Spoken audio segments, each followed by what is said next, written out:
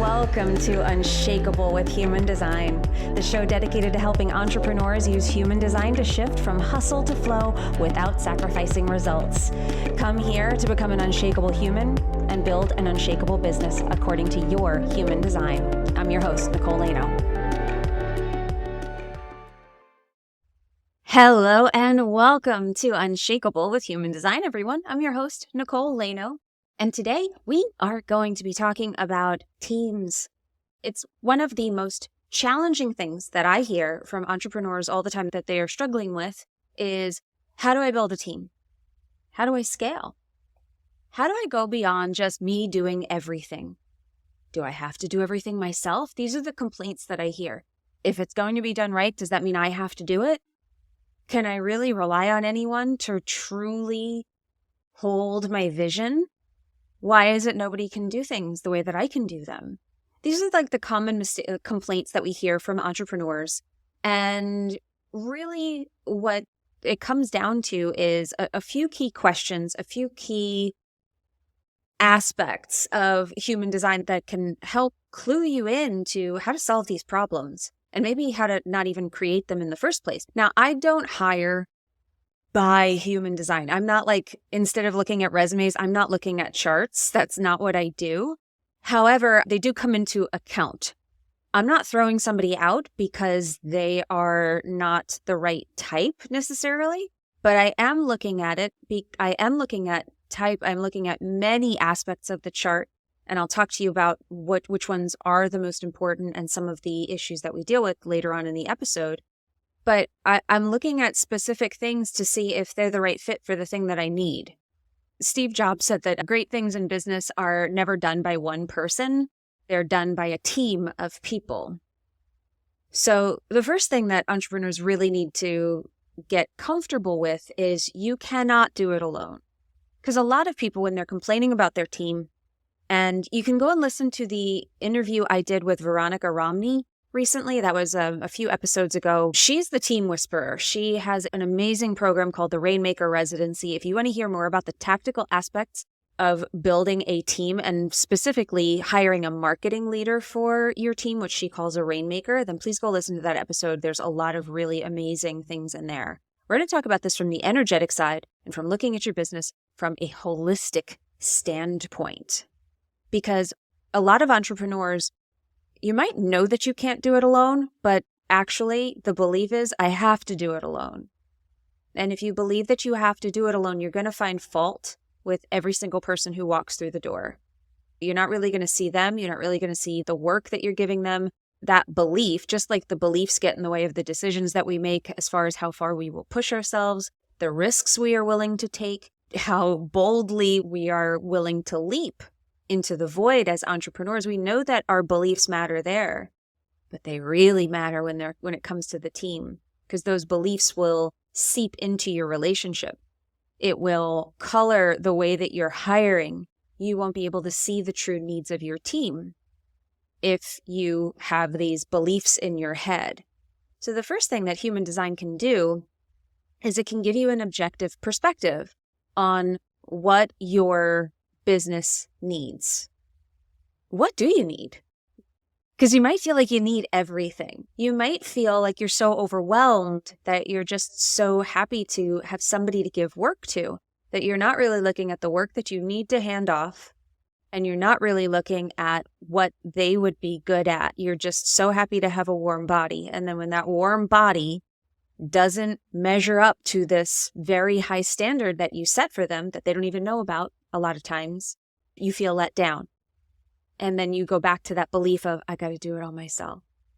So human design can give you this objective perspective of looking at your business by looking at your own chart, the team members that you already have, and then where are the holes? So this is what we're going to be talking about in today's episode. We're going to be going through this and how the chart can help you navigate team and all the things that come with team.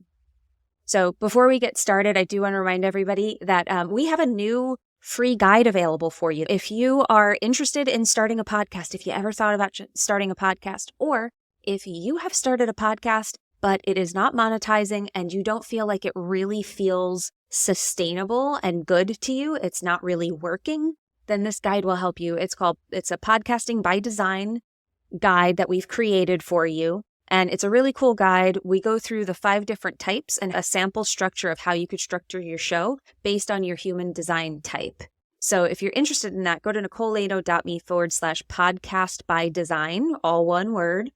And we will link all of that up in the show notes for you. So you don't have to remember it, but if you choose to, you can type that in right now and you can download that free guide. It's completely free for you. And then please send me an Instagram DM or something and let me know what you think about that, okay? And certainly podcasting is something that's changed my business. It's changed the way my team has operated. It has streamlined so much for us. So if you're interested in starting a podcast, I hope that you continue because I think it's one of the best things that anyone can do for their business. It's all about how you structure it. So if you have ideas that I can't have a podcast because I have X, we're going to show you how it's just about how you structure the podcast so it's supportive to you rather than feeling like a drain and a strain on you. Okay, so check that out. nicolelaino.me/podcast by design. You can also go to nicolelaino.me/podcast links, which is just another link that you can go to where you have all of the links of our free guides and everything that we have going on there. So you can always go to that page. It's always the most up-to-date stuff that we have. So let's dive into this, right? Building a team by human design. Let's break down, first of all, the 5 categories of the pains of building a team. The first question you need to be asking is, where do you need the help? And this is what I mean. If you have ideas about what you need, it might actually not be what you need. The chart can actually show you the pieces in your business that are missing energetically and productivity-wise. You can actually see this in the human design chart. And there's a few things that we look at. We look at something called penta energy. This is for teams where we get into a small group, so 3 or more. If it's just you and somebody else, we're really going to be looking at the energetic dynamic between the two of you. What do you bring to the table? And what are the key pieces that are missing from business energy for you? What are the key pieces that you don't naturally have? And it's not that you don't have it. You're just not going to be consistent with it. So maybe you want to bring somebody in who has these traits, but also if they have it in their chart, it's going to be really easy for them. A lot of times what I'm looking for in a chart is I want to make sure that I'm not hiring somebody who says they have a trait and it's really a shadow state for them, that it's something that they are not really meant to do, but they've pushed themselves to do. And something usually energetically feels off when I'm talking to them or when I'm working with them, that it's like this just doesn't feel natural to them. And if you look at the chart, it's a lot of times it's something that they are pushing out of that's not really natural for them. We don't want to do that. We don't want to condition people and we don't want to promote the conditioning of people because ultimately it's not going to work for you. It's not going to work for them. And there might just be either a better place for them on the team or a better opportunity for them outside of your group. So where do you need the help is the first question. Where do I really need the help? Where is it that my business needs support? And then who is the next question. Who is the best fit to suit those needs? Who is the best fit to fill that void that we have? Now, if you're not looking at somebody's chart, if you don't feel comfortable asking for their human design chart, these are the traits that you're asking people. You're making sure that you're crafting questions and you're structuring the interview that you have with them, and the description of the job when you create it is going to be made from a place of really honing in on these key pieces. So if direction is one of them, you really need an implementer who can be a self-starter, who has leadership capability. It really depends on what it is that you're looking for. Not everybody is going to have all of the energy that you need. It's not going to be, I'm going to put every single thing that I need into this one job description. No, you have to look at it and see, are some of these better suited for a secondary person? Am I getting the most out of the person that I hire by asking them to do everything?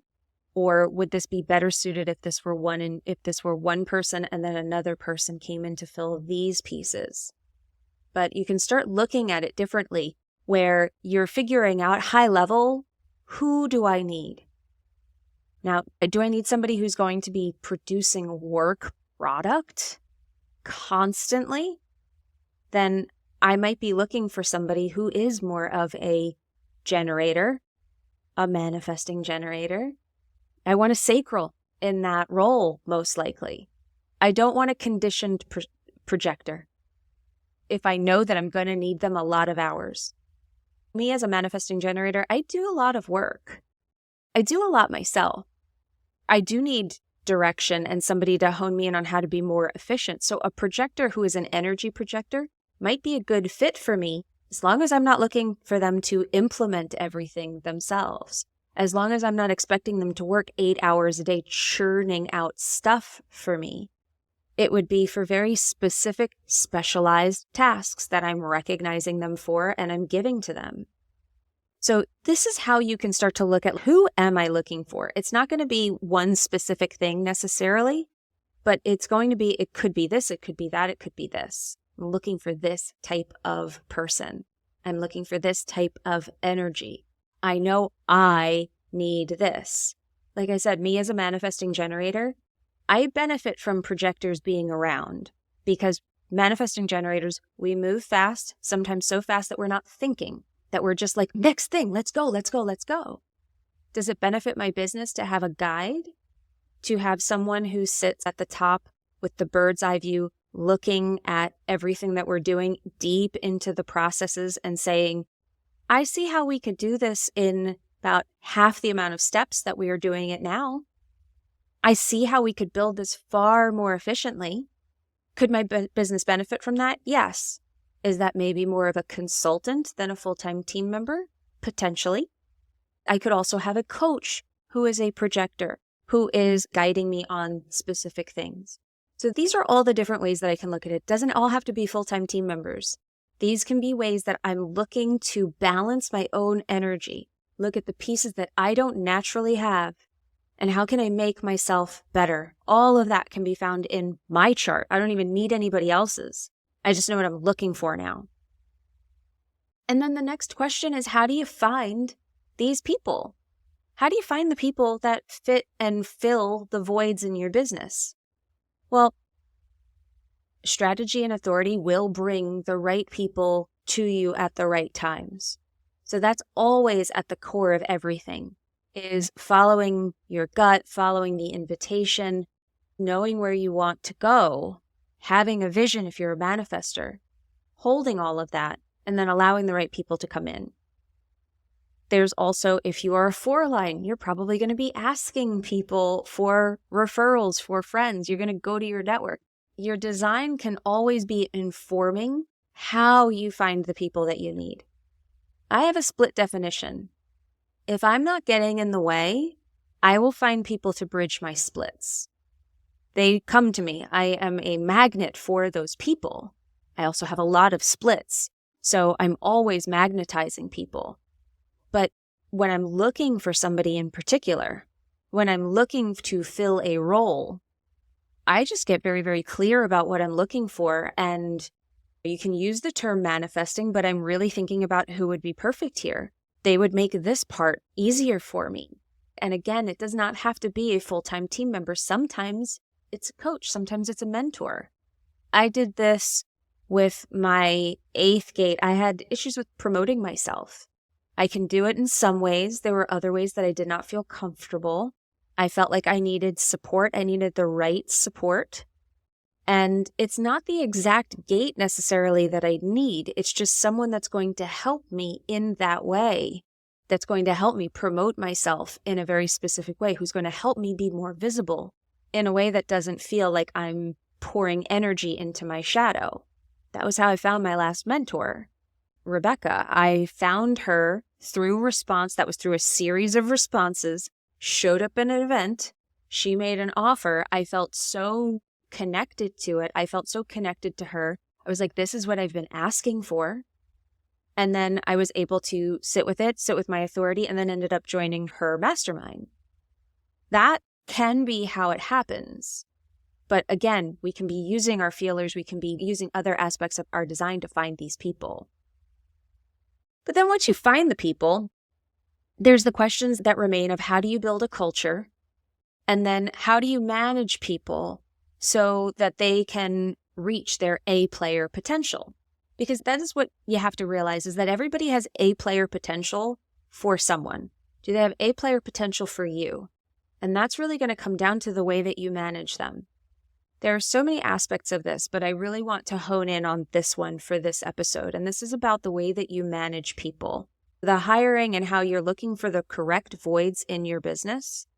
Like I said, if you have a small team, then you're going to be looking at penta energy, which is a whole other energetic dynamic of teams of 3 or more people until you get to the larger organizations. But these small groups, these small containers, these small businesses, a lot of them are going to have penta energy. There's going to be a way that certain people's energy takes over naturally. So you're going to want to focus on that stuff. And that's the stuff that I do when I work with teams and they want to know how to work better together. First of all, we're looking at what's the energy that's missing. And then we're looking at exactly what people are good at. Where do they belong? What's the position that they belong in? Now, what that does is that helps them elevate themselves into that A-player potential, how they get to actually be the A-player and not just be the potential A-player, is that you're recognizing them and you're helping them do something that's a gift of theirs. This is how people become fulfilled. We all feel fulfilled when we're using our gifts. It's when we feel like we're living our purpose. It's when we feel like life is fun, work is fun. And give somebody a venue to exercise and exhibit their gift, use their talents, and you give them space to grow into them. That's when people are truly grateful and they would never go work someplace else. But there has to be a way of you managing them where you're fostering that type of environment, where you're fostering that level of communication, where there isn't the passive-aggressive communication standards that we see with a lot of management teams and a lot of team dynamics, which is that people don't really talk about what's going on. Understanding energetically how you affect the people on your team is, honestly, I think that it's irresponsible to not know it, to not know how somebody might feel dwarfed by your energy in some ways, where you're going to be the dominant force, and how you are making sure, if you have somebody on your team who has an open throat center, but they have so many other things, like you've got a generator who's a total workhorse, but they have an open throat and you're not giving them the opportunity where you're asking them for their opinion, you're giving them the opening in meetings to speak, you're going to take somebody's potential and you're not going to give them the ability to put it out there. They're going to be unhappy. They're going to feel unheard. And that's one of the most painful things for people with an open throat, is that they can feel like they aren't heard. They can feel invisible.